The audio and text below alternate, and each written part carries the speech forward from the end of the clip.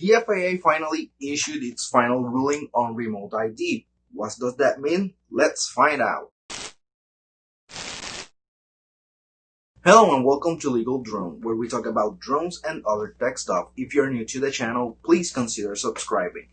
As always, this is not legal advice. The FAA published the remote ID final rule, as well as rules for night flight and flying over people. I will focus on remote ID. Instead of making a very long video, I will make a series of videos on remote ID.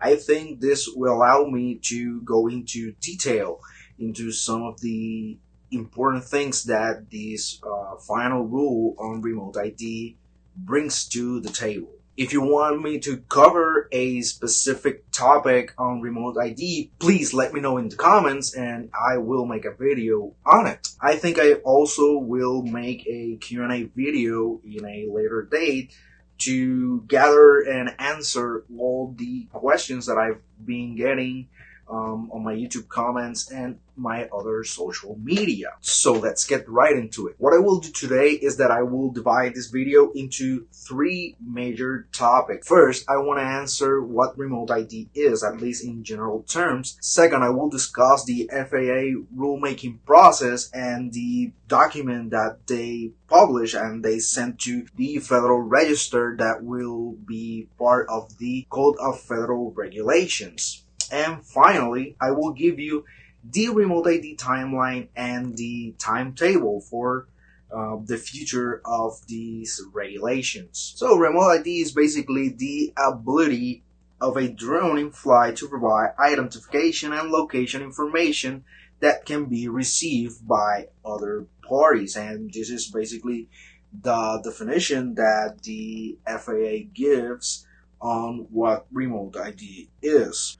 And the FAA says that remote ID is necessary to be able to identify aircraft or drones that are flying in an unsafe manner. And the FAA also says that this will help not only the FAA but law enforcement bodies and other federal agencies in the detection of these type of aircraft that are flying in an unsafe manner. In the final rule, the FAA lists the requirements for remote ID, and these requirements are for drones, are drone users, and drone manufacturers. So it basically says, well, this is remote ID.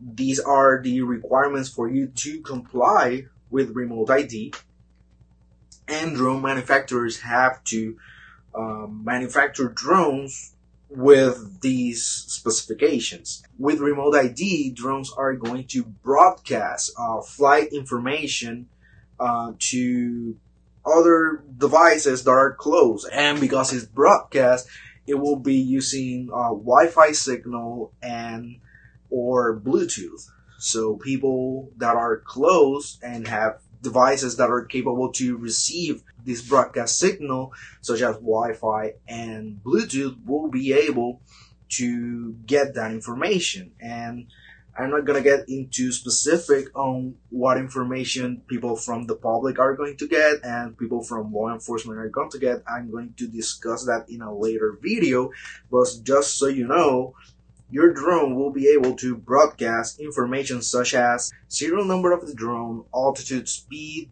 and all that stuff from the drone. And also you have to be able to communicate or to broadcast information on the location of the control station or the remote. And there are three ways to comply with remote ID. The first is that you have a drone or are operating a drone with remote ID capabilities integrated in the drone. As of this moment, not a single drone has that capability. That is why the FAA gave manufacturers a deadline to comply with these rules. Second, you can comply with a broadcast module, and that is something that you can attach to the drone. Doesn't have to be part of the drone. It can be an external device that is able to broadcast the information required by remote ID, and also can be a software updates. So if you have for example, a DJI drone, and DJI updates the firmware of the remote and the aircraft, and your drone becomes capable of transmitting that information, then you're going to be in compliance. And finally, if you don't have a drone that comply with remote ID, and doesn't have a broadcast module, you can go to an FAA recognized area to fly your drone without the need to purchase a new drone or a broadcast module. So the first two means of compliance are going to be the broadcast of the information, and the third means of compliance is a non-broadcast option. So if you don't want to broadcast your information, then you are confined to these FAA recognized areas to fly your drone. So what is this final rule document that the FAA sent to the Federal Register? Well, it's basically the basis for the regulations. The actual rules or the actual regulations are in the last, I think, 40 pages of the document. This is a 470 pages document, but the regulations, the sections that are going to be part of the Code of Federal Regulations are just the last 40 pages. If you see, for example, remote ID will be 14 CFR Part 89. So that 14 CFR Part 89 is contained in some of those 40 something pages at the end of the document. The rest of the document is basically the FAA saying, well, I am doing this because I can do this, and that's it. I know it's a very long document to say this, but it's the justification of the FAA regulating or creating remote ID for drones. So the first thing that the FAA did was publishing the proposed rulemaking, and that happened on December 31st, 2019. After that, it prompted a 60-day period for comments, and the FAA received more than 53,000 comments on these rules. And they have to do this because if you go to section 553 of the United States Code, Title 5, that contains all the rulemaking process for administrative agencies, you have to give the public a chance to comment on a proposed rulemaking, and you have to answer to all the comments, or to the extent possible, but you have to at least try to answer every single one of the comments. And under section 2202 of Public Law 114-190, the FAA administrator have to work with the industry stakeholder for a consensus on safety rules. And that is why the FAA is telling you in this document, basically, well, this is the comment and this is my response to that comment. So when you look at this document, you will see a lot of sections that it will state why the FAA is regulating something under remote ID, why they are doing it. Then they add a summary of the comments received for that particular topic and the FAA response. If there was way too much opposition to one of those topics, the FAA would have probably eliminated the section or modified the section so you were heard on that, and there is consensus that nobody wanted that particular part. One of those things was the network-based remote ID. There was tons of opposition in that topic, so the FAA decided to remove it from the regulations. And you will see that in this document, the FAA tries to, do their job into answer those 53,000 comments.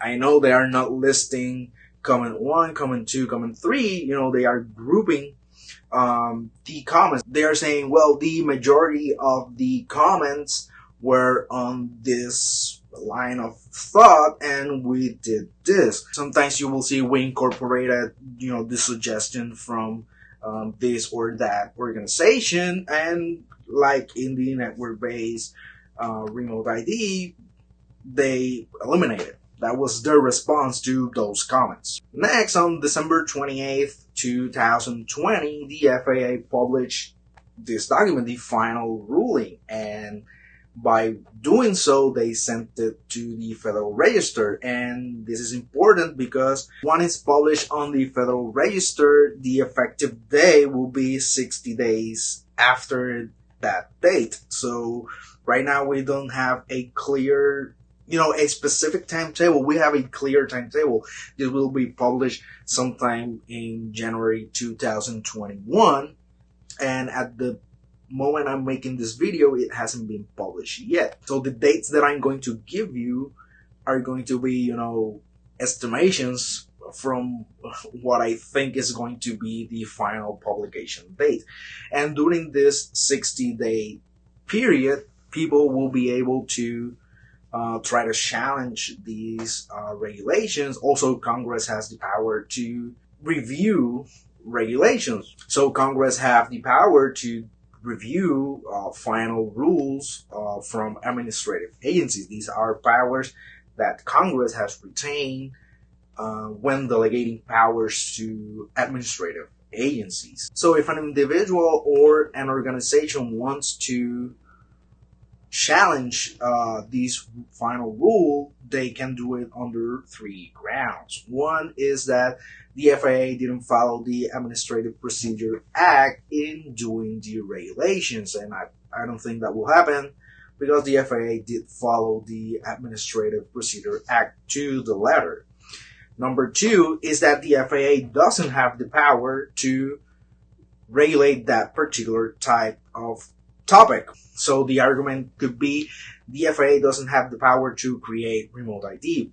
I don't think that will have any success because the FAA does have the power to do that. And the third ground can be that these rules violate some constitutional rights or some statutory rights. So if anyone is going to challenge these regulations, it's going to be on that third ground, that is, violation of constitutional rights and or statutory rights. And that last one is, I think it's going to be also a uphill battle because drone pilots are not a protected group, and because we drone pilots are not a protected group, these rules are not aimed at a protected group, and that is a little bit difficult to prove that a rule is unconstitutional because the grounds for judicial review here are less restrictive than if it was for a protected group. So after the 60-day period, this rule will be final and it will be presumed valid and constitutional. So then we have the first deadline, and that deadline is an 18-month deadline to drone manufacturers. So if the rule is published in January, it becomes effective sometime in March or maybe and at the beginning of April, depending on the date in January that it's published, but most probably it's going to be sometime in March. So 18 months from March, it's going to be September 2022. So near September 2022, drone manufacturers have to be complying with remote ID. I think that they are going to comply way before that, and drones that you buy maybe next summer or next Christmas are going to be in compliance with remote ID. Also, you will see that manufacturing for these broadcast model are going to start, so you're going to be able to find one because your deadline, that is 30 months from the date of publication, so it's a year after the deadline for manufacturers. So we're talking about September 2023. And I know a lot of people will say, oh, your drone won't work, and I have seen clickbaits on that, but the probability is that by 2023 you already have a new drone or you will be able to use a broadcast module on your drone, or even if the manufacturer of your drone already have a software update for the firmware of the remote active drone, and you will be able to use it and comply with remote ID. So that's all for this video. If you have any questions and any comments, please let me know in the comments section. If you like this video and if you want me to continue doing this series of videos on remote ID, please hit that like button and subscribe to this channel. Thank you for watching this video. Remember, like, subscribe. If you want to see more drone law videos, you can click here. Thank you and see you next time.